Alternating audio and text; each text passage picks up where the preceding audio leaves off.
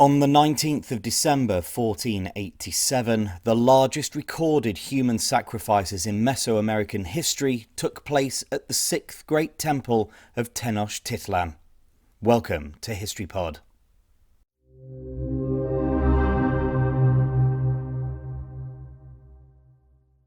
The main temple of Tenochtitlan, the Aztec capital built on an island in Lake Texcoco in what is now Mexico City, had been rebuilt and enlarged 6 times since its initial construction in the 14th century.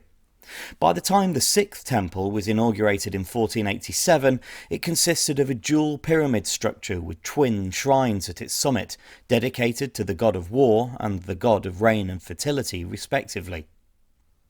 The 6th temple reflected the empire's expansion and growing influence under Emperor Ahuitzotl. During his reign, the Aztec Empire extended its reach through conquests and the establishment of tribute systems. The renovated temple therefore symbolised the empire's might, while serving as a focal point for religious practices.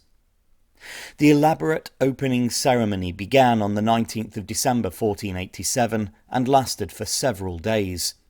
Historical accounts, primarily from post-conquest sources, describe the central importance of a mass sacrifice involving around 4,000 prisoners of war, in which the victims' abdomens were cut open and their beating hearts removed. While the exact number of victims is debated among historians, the event highlighted the Aztec belief in the necessity of human sacrifice as a vital element in their religious practices. The 6th Great Temple of Tenochtitlan remained a prominent structure until the Spanish conquest in 1521, when Hernán Cortés and his forces destroyed much of the city.